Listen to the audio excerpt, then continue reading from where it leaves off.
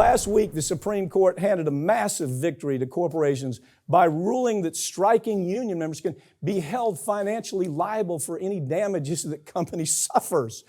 Okay, this was 8-1, right? Yeah. I mean, 8 U.S. Supreme Court judges said, yeah. Now, lay the story out so people can better understand it. Yeah, what happened is in 2017, you had this concrete company, Glacier Northwest.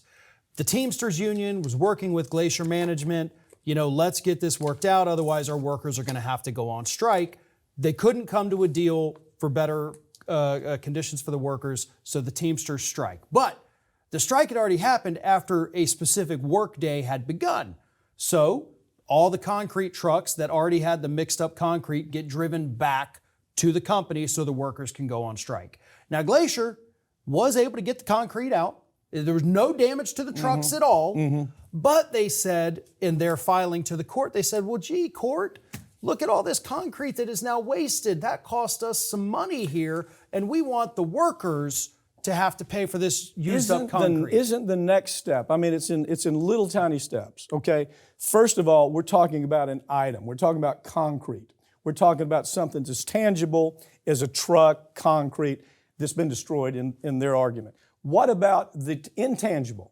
What about, hey, judge, when they did this, we tried to work with them. They wouldn't work with us. Our company lost $800 million in the process. Now, they know this. They know the Teamster unions and these unions have a lot of money. They understand it's a deep pocket.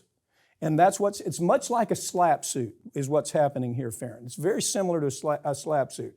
If we take them to court and we punish them, and they know that if you're Teamster union, that they may have $10 billion accessible, right?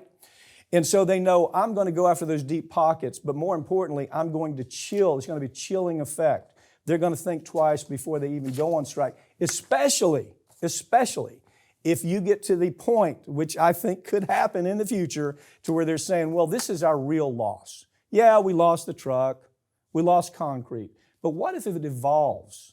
What if it evolves and says, well, we lost $800 million because these creeps wouldn't listen to it. They wouldn't come to the table and negotiate with us. Isn't that where it goes? It is, and I'll tell you where else it goes, a step further from that, because not only was that concrete for the day lost, but what about where the concrete was going? What about that business owner?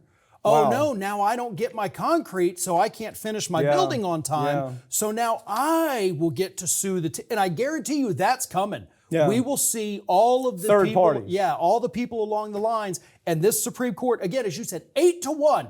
Yeah. Only Justice Ketanji Brown Jackson, voted against it. Yeah. She said, we shouldn't even legally be able to look at this because it hasn't gone through the National Labor Relations Board. She's the only one who knows what the hell she's doing. Well, I think unions in this country have a lot more to worry about. I mean, you've got the Democrats who get all this money from the unions, get tons of money.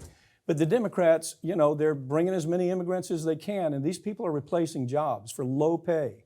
And so that's something that the Democrats need to sit eye to eye with the unions and say, this is what our plan is. Yes, it helps the economy. It helps the U.S. GDP to bring them in. But you got to understand, it's going to hurt you in the long run. They haven't even had that conversation, and unions keep throwing out more money to Democrats. Well, and unions need to understand, too, that in a lot of instances, obviously Judge Jackson is a different story with Biden, but a lot of the judges opponents. the Democrats are pointing out there are just as bad as those Republicans. Well, I'm in court all the time. I mean, this is what I do for a living. And everybody thinks, oh, well, Obama made such great appointments. They were so much better than Bush. Bush made terrible appointments. Trump made terrible appointments. I can't even put my arms around how bad some of the Obama judges are. I mean, I just, because they come from corporate America, you see. They represented corporations. They were silk-stocking, white-collar lawyers that represented white-collar criminals. Only money they've made, most of these appointments that Obama made, came from the big defense firms, the silk-stocking defense firms. They have nothing in common with consumers. Are they good on social issues? Yeah, they're good. But how about issues that affect people's pocketbooks? Terrible. And I got to tell you, people don't understand that. They think, oh, well, if Obama made the appointments, they must be good. It ain't like it. It's not how it is. Yeah.